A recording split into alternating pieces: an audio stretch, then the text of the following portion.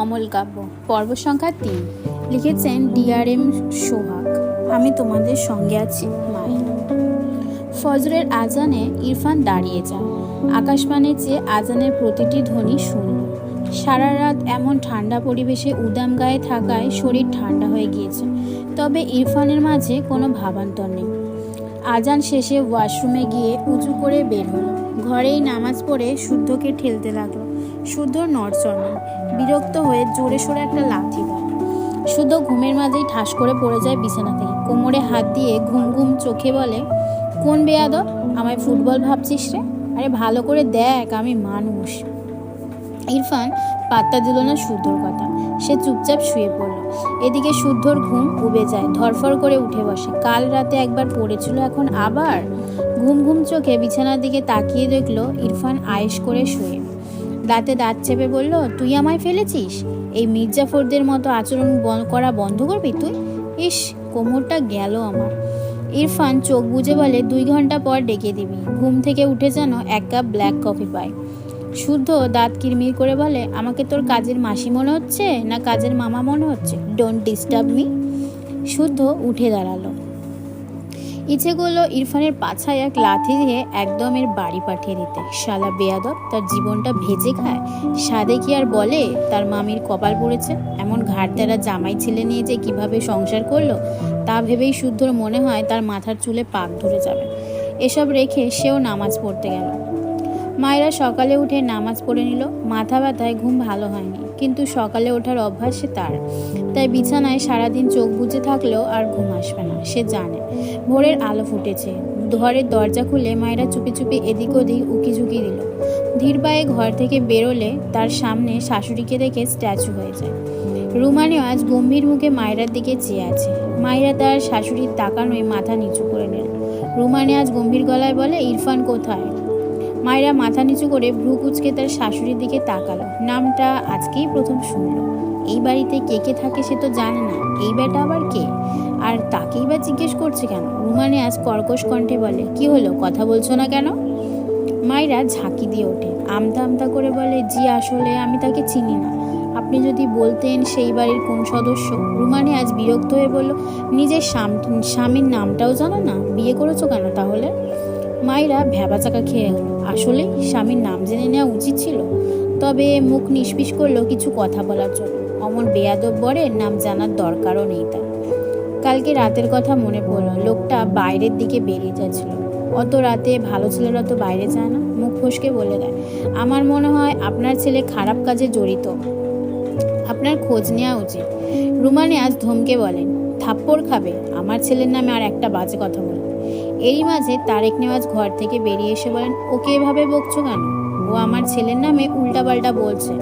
একে তো স্বামীর নাম ধাম খোঁজ খবর কিছুই জানে না, তার উপর আবার অপবাদ দিচ্ছে। তারেক নেওয়াজ ফোঁস করে শ্বাস ফেলে বলল, তুমি রান্নাঘরে যাও, আমি ইরফানের খোঁজ নিয়েছি, ও শুদ্ধর বাড়ি আছে। রুমা নেওয়াজ গজগজ করতে করতে রান্নাঘরের দিকে গেলেন। মায়েরা মাথা নিচু করে মুখ বাগালো। মা ছেলে এক গোয়ালের গরু, মুখ থেকে শুধু নিম পাতার রস ঝরে। তারেক নেওয়াজ মায়েরাকে বলে, নামাজ পড়েছো আম্মু? মায়েরা অমায়িক হেসে বলল, জি আঙ্কেল। আমি এখনো আঙ্কেল? বাবা হই তোমার, বাবা বলবে। মায়েরা এক কথায় রাজি হয়ে মাথা নেড়ে বলল, জি আচ্ছা বাবা। বিকেলবেলায় মায়েরা তার শ্বশুরের সাথে বের হয়েছে। তারেক নেওয়াজ মায়েরাকে নিয়ে বের হয়েছে। মূলত মেয়েটা গ্রামের মেয়ে, সারাদিন ঘরে বসে আছে, তাই ভাবলেন বাইরে একটু ঘুরিয়ে নিয়ে যাও। তার ছেলের তো খোঁজ নেই। একটা ব্যাপার ভাবলেন, মায়েরার কাছে ফোন নেই, তাই প্রথমে মায়েরাকে নিয়ে ফোনের দোকানে গেলেন। মোটামুটি ভালো একটা ফোন কিনে দিলেন মায়েরাকে। মায়েরা চঞ্চল প্রকৃতির মেয়ে, তাকে কেউ চকলেট দিলেও সে খুশি হয়ে নিত, কিন্তু ফোন নিতে কেমন যেন সংকোচ বোধ করছিল। সে বাড়িতে তার মায়ের ফোন চালাতো টুকটাক। তারেক নেওয়াজ মায়েরা সংকোচ বুঝতে পারলে তিনি সুন্দর করে বুঝিয়ে বলেন, তিনি মায়েরার বাবা। মায়েরা খুশি হয়ে তার শ্বশুরের থেকে ফোন নিয়ে নেয়। খুশিতে একবার লাভ দিতে চায়, কিন্তু আশেপাশে এত মানুষ দেখে নিজের ইচ্ছাটাকে দমিয়ে রাখে। এরপর তারেক নেওয়াজ মায়েরাকে নিয়ে একটা রেস্টুরেন্টে যায়। রেস্টুরেন্টে গিয়ে মায়েরার 2 বান্ধবীর সাথে দেখা হয়। তারা আগে গ্রামে থাকতো, ক্লাস 9-এ ওঠার পর শহরে চলে এসেছে। প্রায় 2 বছর পর দেখা হলো। একে অপরকে দেখে চিনতে পারে, তুই মায়েরা না? কারো কণ্ঠে মায়েরা পাশ ফিরে তাকালে তার প্রিয় বান্ধবীকে দেখে এক প্রকার তার ওপর ঝাঁপিয়ে পড়ে। বান্ধবীদের দেখে নিজের চাঞ্চল্য ভাব চেপে রাখতে পারে না। রাইসা হেসে মায়রাকে আগলে ধরে। এ তো আগের মতোই আছে, শুধু লাফিয়ে বেড়ায়। পাশ থেকে মাইশা হেসে বলল, তুই এখানে কেন? গ্রাম থেকে কবে আসলি? মায়েরা রাইসাকে ছেড়ে বলে, আমার বিয়ে হয়ে গিয়েছে। মাইশা রাইসা একসাথে অবাক হয়ে বলে, কি? মায়েরা পাশ ফিরে তার শ্বশুরের দিকে একবার তাকায়। তারেক নেওয়াজ গলা ঝেড়ে বলে, আম্মু তুমি তোমার বান্ধবীদের সাথে এখানে বসো, আমার কাজ আছে, আমি কাজ সেরে তোমাকে এখান থেকে নিয়ে যাব, কেমন? মায়েরা হেসে মাথা নাড়িয়ে বলে, আচ্ছা বাবা। তারেক নেওয়াজ বেরিয়ে গেলেন। তিন বান্ধবী রেস্টুরেন্টের এক কোণা ফাঁকা টেবিলে গিয়ে বসে। রাইসা প্রশ্ন করে, গল্পটা বল, এত তাড়াতাড়ি বিয়ে হয়ে গেল? ইটিস পিটিস করতিস নাকি? মায়েরা রেগে বলল, একটা থাপড়া খাবি? আমার খেয়ে দে কাজ নাই, আম্মুর বিয়ে দিয়ে দিল। সৎ বাবা আমায় দেখতে পারে না তাই। মায়েরার কথা শুনে দুই বান্ধবীর একটু খারাপ লাগলো। তারা জানে মায়েরার বাবা মারা যাওয়ার পর তার মা আরেকটা বিয়ে করে। মায়েরার মা যদিও মায়েরাকে আগলে রাখতো, তবে পরের সংসারে আগের পক্ষের মেয়েকে চাইলেও সেভাবে দেখতে পারত না। রাইসা মাইশা মন খারাপ করে বলল, বুঝেছি, আচ্ছা বাদ দে, বিয়ে তো শহরে হয়েছে, ফ্যামিলি ভালোই হয়তো। জামাই কি হ্যান্ডসাম নাকি টাকলু মামা? মায়েরা ইনোসেন্ট ফেস বানিয়ে বলল, জানি না, শুধু জানি বুড়ো। মাইশা গালে হাত দিয়ে বলল, শেষমেশ বুড়ো? তুই দেখিসনি কেন? মায়েরা এত সব বলতে চাইল না, ব্যাপারটা এড়িয়ে গিয়ে বলল, তোদের খবর বল, পরীক্ষার প্রিপারেশন কেমন? তারা টুকটাক কথা বলতে লাগলো। ইরফান শুদ্ধ ভার্সিটির ক্লাস শেষে একটা রেস্টুরেন্টে আসে। তাদের সাথে আরেকজন কলিগ রিপনও এসেছে। ইরফান গম্ভীর মুখে রেস্টুরেন্টের ভেতর প্রবেশ করে। এদিকে শুদ্ধ রিপনদের কথা শেষ নেই। ইরফান যেমন স্বল্পভাষী গম্ভীর স্বভাবের, শুদ্ধ আর রিপন তেমনই ইরফানের উল্টো ক্যারেক্টার। ইরফানেরা মায়রাদের ডান পাশের ঠিক একটা টেবিলে পরের টেবিলে গিয়ে বসে। শুদ্ধ আর রিপন মায়রাদের থেকে পিঠ ফিরিয়ে বসেছে। অপর পাশে ইরফান। এদিকে মায়রার দুই বান্ধবী ইরফানদের থেকে পিঠ ফিরিয়ে বসেছে, আর মায়রা বসেছে ইরফানের মুখোমুখি হয়ে। মাঝে খুব বেশি ব্যবধান না নেই। মায়েরা কথা বলতে বলতে হঠাৎই সামনের দিকে চোখ পড়লে তার চোখ বড় বড় হয়ে যায়। ভীত কণ্ঠে বলে, বান্ধবী এখানে পাগল এসেছে, পাগল, চল পালাই। মাইশা বলে, কোথায়? মায়েরা ডান হাতের আঙুল দিয়ে ইরফানের দিকে ইশারা করে দেখালে মাইশা রাইশা দুজনেই উল্টো ঘুরে তাকাল। মায়েরার ভয়েস মোটামুটি জোরে ছিল, যার ফলে কথাটা ইরফানদের কানে পৌঁছায়। শুদ্ধ আর রিপন উল্টো ঘুরে তাকায়। ওদিকে ইরফান ও মায়েরার দিকে ভ্রু কুচকে চেয়ে আছে। মায়েরা ইরফানের দিকে তাক করে রাখা আঙুল এখনো নামায়নি। মাইশা রাইসা ভ্রু কুচকে বলে, আরে কোথায় পাগল, ভদ্রই তো লাগে, আরে এমন বড় চুল কতজন তো স্টাইল করে রাখে, আবাল। কথাটা বলে এদিকে ফিরে মায়েরার দিকে তাকালে দেখলো মায়েরা এখনো হাবার মতো ইরফানের দিকে আঙুল তাক করে আছে। রাইসা নিজের কপালে একটা বাড়ি মেরে মায়েরার হাত নামিয়ে দিয়ে বলে, আরে এভাবে আঙুল তুলে আছিস কেন? কি বলবে মানুষ, আজব। ইরফান শক্ত চোখে মায়েরার দিকে চেয়ে আছে। শুদ্ধ ভ্রুকুচকে বিড়বিড় করে বলল, যাক, কেউ একজন তো চিনতে পারলো আমাদের সাথে এক পাগল ঘোরাঘুরি করে। ইরফান হঠাৎই বসা থেকে দাঁড়িয়ে যায়। রিপন শুদ্ধর পিঠে একটা থাপ্পড় দিয়ে বলে, এমনিতেই রেগে আছে, শুনলে তোর 12টা আগে বাজাবে। কথাটা বলে নিজেও দাঁড়িয়ে ইরফানের পাশে এসে দাঁড়ায়। ইরফান হাত মুষ্টিবদ্ধ করে মায়েরার দিকে চেয়ে যেন টুপ করে গিলে খাবে। মায়েরা ভীত চোখে ইরফানের দিকে তাকিয়ে আছে, ভয়ে কাঁপছে। পাগলকে পাগল বলে খেপিয়ে দিয়েছে, এখন তার কি হবে? শুদ্ধ একবার মায়েরার দিকে তাকালো, আরেকবার ইরফানের দিকে। মায়েরাকে দেখে বাচ্চাই লাগলো। এই বাচ্চাটা না বুঝে বলেছে, কিন্তু তার ভাইটা না বুঝে এই বাচ্চাকে এখন কি করবে সেটাই তার ভাবনা। ইরফান মায়েরার দিকে এগিয়ে যেতে নিলে শুদ্ধ দ্রুত ইরফানের সামনে দাঁড়িয়ে বলে, মেয়েটা ছোট, এখানে সিন ক্রিয়েট করিস না, বাদ দে। না বুঝে বলে ফেলেছে, আমি তো বলেছি তুই তামিল মুভি নায়ক। ইরফান রেগে চিৎকার করে বলে, ওর সাহস কি হয় আমাকে এভাবে বলার? মায়েরা চোখ বড় বড় করে নিজেকে গুটিয়ে নেয়। ইরফান শুদ্ধকে ধাক্কা দিয়ে মায়েরার দিকে এগিয়ে আসলে মায়েরা ভয় একদম কোনায় গিয়ে গুটিসুটি মেরে নিচে লুকাতে চায়, কিন্তু লুকানোর মতো জায়গা না পাওয়ায় একদম কোনায় গুটিসুটি মেরে দৌড় পড়তে লাগলো।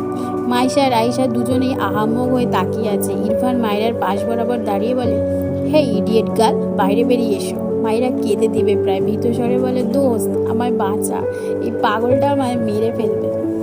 ইরফানকে আবারও পাগল বলায় রাগে টেবিলের ওপর ধূপ করে একটা পাঁচ মারে। আশেপাশে মানুষ সার্কাস দেখছে বসে বসে। ইরফান রেগে বলে, বেরিয়ে এসো, নয়তো। মায়েরা মাথা উঁচু করে রেগে বলে, একদম এগোবে না। আমার কিন্তু বেশি বয়সের একটা জামাই আছে, বয়স বেশি তাই বুদ্ধিও বেশি, আপনাকে একদম উড়িয়ে দেবে বলে দিলাম। মায়েরা সরি আমি মায়েরার কথায় শুদ্ধ রিপোর্ট ভ্যাবাচাকা খেয়ে যায়। ইরফান ভ্রকুচকে বলে হোয়াট? মায়েরা বিড়বিড় করে বলে শালা ইংরেজ, আবার ইংলিশ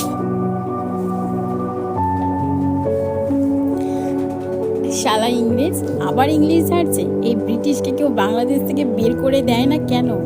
রাইসা মাইসা দুজনের মাথা ফাটাতে ইচ্ছে করছে। এই মায়েরা শুধরালো না, বিয়ে হয়েছে তবুও এমনই থেকে গিয়েছে। এর বুড়ো জামাইকে সামলায় কিভাবে? রাইসা ইরফানের দিকে তাকিয়ে বলল, ভাইয়া ওর হয়ে আমরা সরি, আসলে ও না বুঝে বলে ফেলেছে। মায়েরা রাইসার কথায় রেগে বলল, আরে তোরা সরি বলছিস কেন? জানিস এই পাগল দুদিন আগে আমায় অ্যাক্সিডেন্ট করেছিল। আরে এ তো ইংরেজ, বাংলাদেশ থেকে বের করে দিতে হবে, আর তোরা সরি বলছিস? মূর্খের দল সব। মায়েরার কথা শুনে দুই বান্ধবী তার দিকে রেগে তাকালো। উফ, এই মেয়েটার মুখ বন্ধ হয় না কেন বুঝে পায় না। ইরফানের শরীরে যেন আগুন ধরিয়ে দিচ্ছে মায়েরার প্রতিটি কথা। শুদ্ধ ঢোক গিলে ইরফানকে জোর করে টেনে কয়েক পা পিছিয়ে নিয়ে আসে। মায়েরা যখনই দেখলো ইরফান একটু পিছিয়েছে, অমনি বসা থেকে দাঁড়িয়ে কোণা থেকে বেরিয়ে আসে। এক দৌড়ে চলে যাবে, তার আগে ইরফান এগিয়ে এসে মায়েরার হিজাব টেনে ধরে। মায়েরার পা থেমে যায়। কি সুন্দর করে হিজাব বেঁধেছিল, সব পিন ছুটে গেল বোধহয়। মাথা থেকে হিজাব ছুটে গেলে তার শরীরে তো কিছুই থাকবে না। সে ভয়ে মায়েরার পা থেমে যায়। শুদ্ধ পাশ থেকে ইরফানের শরীরে হাত বুলিয়ে বলছে, ছেড়ে দে রে, দেখ মানুষ তাকিয়ে আছে। ইরফান রেগে বলে, এই ইডিয়েট আমায় ভুলভাল পদবি দিয়ে যাচ্ছে, ওকে আমি ছাড়বো না, ওর লাইফটা জাস্ট হেল করে দিব আমি, স্টুপিড গার্ল। মায়েরা ইরফানের কথার মাঝেই সুযোগ বুঝে একটু এগিয়ে এসে ইরফানের যে হাত দিয়ে তার হিজাব টেনে ধরেছে সেই হাতে তার দু হাত দিয়ে গায়ের জোরে খামচি দিয়ে ধরে। ইরফান রাগান্বিত চোখে ভ্রু কুঁচকে তাকায় মায়েরার দিকে। মায়েরা ভেবেছিল এই কাজ করলে লোকটার হাত আলগা হবে, সেই সুযোগে সে পালাবে, কিন্তু এই লোকটা তো নির্বিকার। মায়েরার নিজেরই হাত ব্যথা হলো। এই লোকের কোনো ভাবান্তর নেই। মায়েরা অবাক চোখে ইরফানের দিকে চেয়ে ইরফানের হাত থেকে তার হাত সরিয়ে নিল। আজ সে শেষ। ঢোক গিলল, মুখ ফসকে বলে ফেলে, আপনার চামড়া বুঝি গন্ডারের? বলেই নিজের মুখ চেপে ধরল। তার বেফাস কথা যে শুধু মুখ ফসকে বেরিয়ে যায়, জমের সামনে দাঁড়িয়েও কথার লাগাম টানতে পারে না। ইরফান মায়েরার হিজাবের কোণা ছেড়ে মায়েরার বাম হাত শক্ত করে ধরে। মায়েরার মাথায় কিছুই আসছে না। ওদিকে মাইশা রাইসা নিজেরাও বুঝতে পারছে না কি করবে। এই মেয়েটার এসব বদ অভ্যাস আগে গ্রামে দেখাতো, তা না হয় মানা যায়, শহরে এসে অপরিচিত একজনের সাথে এমন কেন করছে? ভয় ডর কিছু নেই না কি? মায়েরা ভয়ে ভয়ে ইরফানের দিকে তাকিয়ে বলে, দেখুন আমায় ছাড়ুন বলছি, আমার বুড়ো জামাই আপনাকে ছাড়বে না বলে দিলাম। ইরফান মায়েরাকে টেনে বাইরে নিয়ে যেতে চায়। এই ইডিয়েটকে আজ সে একটা শিক্ষা দিয়েই ছাড়বে। মায়েরা হঠাৎই মেঝেতে বসে পড়ে। ইরফান মায়েরার হাত শক্ত হাতে ধরে রেগে তাকায়। শুদ্ধ আর রিপন হাঁ করে চেয়ে আছে মায়েরার দিকে। এটা কি ভাই? মায়েরা ইনোসেন্ট ফেস বানিয়ে শুদ্ধর দিকে তাকিয়ে বলে, ভাইয়া আপনাকে দেখেই বুঝেছি আপনি হাই লেভেলের ভালো, দয়া করে আমায় বাঁচান আপনার পাগল বন্ধুর হাত থেকে। শুদ্ধ বড় বড় করে তাকালো মায়েরার দিকে। কি সাংঘাতিক মেয়ে, কন্টিনিউয়াসলি ইরফানকে পাগল বলে যাচ্ছে, আবার তাকে পামও দিচ্ছে যেন বাঁচিয়ে দেয়। শুদ্ধ মনে মনে হাসলো। কোন বুড়োর বউ এই মেয়ে? তার তো দুঃখ হচ্ছে সেই বুড়োর জন্য।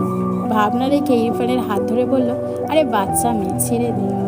ইরফান মায়েরার হাত ছাড়লো ঠিকই, কিন্তু আবারও মায়েরাকে ধরতে গেলে মায়েরা দ্রুত বসা থেকে উঠে এক দৌড় দেয়। ছাড়া পেয়েছে 1 সেকেন্ডের জন্য, সে সুযোগ কাজে লাগাবে না? কোনো দিকে না তাকিয়ে এক দৌড়ে বাইরে বেরিয়ে যায়। ইরফানের হাত ফসকে যায়। মায়েরা ততক্ষণে রেস্টুরেন্টের বাইরে চলে গিয়েছে। ইরফান শক্ত চোখে মায়েরার দিকে তাকিয়ে থাকে। শুদ্ধ হা করে মায়েরার দৌড়ে পগার পার হওয়ার দৃশ্য দেখল। বাদরের দৌড়ের স্পিড এই মেয়ের চেয়ে কম হয়তো। চোখের পলকে হাওয়া। ইরফান রাগে গজগজ করতে করতে শুদ্ধ শার্টের কলার ধরে বলল, ওকে ছাড়বো না আমি। শুদ্ধ ভ্রুকুচ বলল, আমার শার্ট ধরে বলছিস ওকে ছাড়বো না? এসব কোন নীতি ফলো করিস বলবি? ইরফান বিরক্তি রাগে শুদ্ধর কলার ছেড়ে হনহন করে রেস্টুরেন্ট থেকে বেরিয়ে যায়। রিপন টেবিলে বসে সার্কাস দেখছিল এতক্ষণ। শুদ্ধ পাশ ফিরে একবার মায়েরার বান্ধবীদের দিকে তাকালো। মাইশাও এদিকে তাকালে শুদ্ধর সাথে চোখাচোখি হয়। শুদ্ধ চোখ সরিয়ে নিয়ে রিপনের পাশে গিয়ে বসে। রিপন একটা স্যান্ডউইচে কামড় বসিয়ে বলে, তোর ভাই কই গেল? শুদ্ধ ডান হাতের শার্টের হাতা গুটাতে গুটাতে বলে, যেখানে খুশি যা, আমার পেট আগে ভরাই, সারাদিন পেটে কিছু পড়েনি। রিপন অপর পাশে খেয়াল করে দেখলো সেই মেয়ের দুই বান্ধবী মাঝে একজন শুদ্ধর দিকে তাকিয়ে আছে তো আছে। রিপন মিটিমিটি হেসে বলল, আই থিঙ্ক তোকে দেখে একজন ক্রাশ খাইছে মামা। শুদ্ধ বিরক্ত হয়ে বলে, খেতে দে। রিপন ভ্রুকুচকে বলল, তুই একটা চান্স দে, বাচ্চা মেয়ে পুরাই মা। শুদ্ধ রেগে তাকায় রিপনের দিকে। রিপন মুখের লাগাম টানে। শুদ্ধ গম্ভীর গলায় বলে, মেয়েদের রেসপেক্ট করতে না জানলে ওদের নিয়ে কথাই বলবি না। রিপন বোঝানো সুরে বলে, আরে আমি তো তোর ভালোর জন্যই বলছি, নেগেটিভ মিন করে কিছু বলিনি। শুদ্ধ খেতে খেতে বলে, তোকে চেনা আছে, নতুন না, আর আমাকে এসবে জড়াবি না, সময় মতো সোজা বিয়ে করে নেব। রিপন ভ্রুকুচকে কিছু বলার আগেই শুদ্ধ আবার বলে, আনসার পাবি না তুই, তাই চুপচাপ খেয়ে নে, আমাকেও খেতে দে। রিপন আর কিছু বলল না। মাইরা রেস্টুরেন্ট থেকে দৌড়ে বেরিয়ে দেখে তারেক নেওয়াজ রেস্টুরেন্টের ভেতরে ঢুকছে। মাইরা দ্রুত তার শ্বশুরের হাত ধরে বলে, বাবা আমাদের কথা শেষ, বাড়ি চলুন। তারেক নেওয়াজ কিছু বলার আগেই মাইরা নিজেই তাকে টেনে নিয়ে যায় তার শ্বশুরকে। তারেক নেওয়াজ ভ্রুকুচকে বলে, বিল দিয়ে আসে আম্মু। মাইরার পা থেমে যায়। পিছন ফিরে দেখলো রেস্টুরেন্টের দরজার পাশে ইরফান দাঁড়িয়ে। অসম্ভব, আর এদিকে অসম্ভব, আর ওদিকে যাওয়া যাবে? আর ওদিকে যাওয়া যাবে না। মেকি হেসে বলল, বাবা ওদের আমি পরে দিয়ে দেবো, আপনি আমায় বাড়ি নিয়ে চলুন প্লিজ। তারেক নেওয়াজ ভ্রুকুচকে বলল, তোমার কি কোনো প্রবলেম হয়েছে আম্মু? মায়েরা আমতা আমতা করে বললো, সে কি বলবে, তার ছেলের বউ বাইরে এক ছেলের সাথে ঝামেলা বাঁধিয়ে এসেছে। হঠাৎই পেটে হাত দিয়ে বলল, বাবা আমার মারাত্মক বাথরুম পেয়েছে, প্লিজ চলুন। তারেক নেওয়াজ থতমত খেয়ে বলল, আচ্ছা আম্মু চলো। মায়েরা একবার উকি দিয়ে দেখলো ইরফান এদিকেই আসছে, তাকে এখনো দেখেনি। সে দৌড়ে গাড়ির অপর পাশে গিয়ে বসলো। তারেক নেওয়াজ মায়েরার ব্যবহারে খানিকটা অবাক হয়েছে। মেয়েটা বেশ চঞ্চল, গ্রামের মেয়ে, একটু একটু এমন, তবে মায়েরা কয়েক ধাপ এগিয়ে মনে হয়। ছেলের বউ হিসেবে খারাপ লাগলো না। এরপর তিনি গাড়িতে উঠে ড্রাইভারকে গাড়ি স্টার্ট দিতে বলেন। মায়েরা স্বস্তির নিঃশ্বাস ফেলল, এ যাত্রায় বেঁচে গিয়েছে। ইরফান বেশ কিছুক্ষণ দাঁড়িয়ে এদিক ওদিক তাকালো, রাগে মাথা ফেটে যাচ্ছে, সবকিছু অসহ্য লাগছে। হনন করে তার সাইড করে রাখা গাড়িতে উঠে বসে। তখনই তার ফোনে রিং হয়। বিরক্ত হয়ে পকেট থেকে ফোন বের করলে দেখে তার মা। ফোঁস করে শ্বাস ফেলে রিসিভ করে বলো। এপাশ থেকে রুমা নিয়াজ বলে, তোমার খালামণিরা এসেছে, বাসায় এসো। ইরফান বেশ কিছুক্ষণ চুপ থাকে, কোনো আনসার করে না। তার মা আবারও বলে, বাচ্চাদের মতো পাগলামি করবে না, তোমার খালামণি তোমাকে দেখতে চেয়েছে, আশা করি আর শুদ্ধর বাসায় না গিয়ে এখানে আসবে। ইরফান এবারেও চুপ, গাড়ির স্টিয়ারিং শক্ত হাতে চেপে ধরে। রাগ কমেনি বিন্দুমাত্র। একটু আগের রাগ কমার আগেই মনে পড়লো বাড়িতে এক বাচ্চা আছে, যাকে তার গলায় তার বাবা মা ঝুলিয়ে দিয়েছে। সেই রাগে কথা বেরোচ্ছিল। রুমা নিয়াজ ভেজা গলায় বলে, তোমার বাবা ছেলে পেয়েছেটা কি? তোমরা বাবা ছেলে পেয়েছোটা কি বলবে? তোমার বাবা আমার কথা শোনেনি, এখন যখন বিয়েটা হয়ে গিয়েছে তুমি আমার কথা শুনছো না? মায়ের ভেজা কণ্ঠে ইরফান কিছুটা দমে গেল, চোখ বুজে শ্বাস ফেলে বলল, আসছে। এই বলে কলগেটে বাড়ির দিকে গাড়ি ঘোরায়।